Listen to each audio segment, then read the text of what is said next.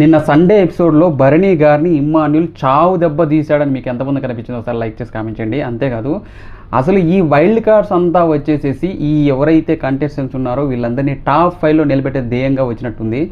మొన్న మాధురి గారు రీతుని చాలా చాలా పాజిటివ్ చేసేసారు, ఒక గొడవ పెట్టేసుకుని. అదేవిధంగా దివ్యాన్ని కూడా పాజిటివ్ చేశారు.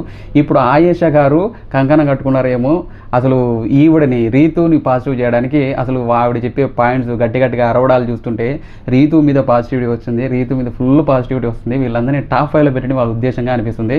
సో మీకేం రేషన్ ఒకసారి కామెంట్ చేయండి. సో ఇమ్మాన్యుల్ మాత్రము అసలు రామును కాకుండా భరణి సేవ్ చేసింటే చాలా చాలా చాలా పాజిటివ్ అయింది. ఒక్కసారిగా ఇమ్మాన్యుల్ గ్రాఫ్ పడిపోయింది. అతను కామెడీ చేసినా ఏం చేసినా కానీ సో అతని గ్రాఫ్ కోలుకోవడము, అతను మంచి గేమ్ అనేది ఇంప్రూవ్ అవ్వడం చాలా చాలా కష్టము.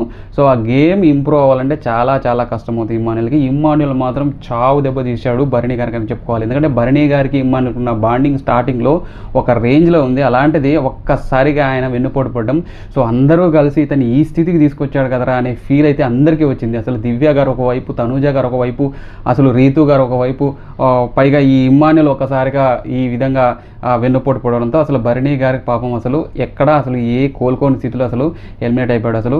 సో ఈవెన్ సంజనా గారు కూడా మాకు సపోర్ట్ చేయాలని చెప్పిస్తున్నాడు. అందరూ మాకు సపోర్ట్ చేయాలంటే ఎంతమందికి సపోర్ట్ చేస్తారు అతను. సో అసలు అతను అన్ఫేర్ ఎలిమినేషన్ కిందకే వస్తుంది అసలు భరణి గారిది. సో భరణి గారు ఆ బాండింగ్స్ అవి పెట్టుకోకుండా ఉంటే వెరీ వెరీ ట్రూ గేమర్ అతను. సో దానివల్లనే బాండింగ్ పెట్టుకొని అతను ఎలిమినేట్ చేశాడని ఫీల్ అయితే వచ్చేసింది నాకు. సో మీకేమనిపించింది సార్ లైక్ చేసి కామెంట్ చేయండి, చూద్దాము.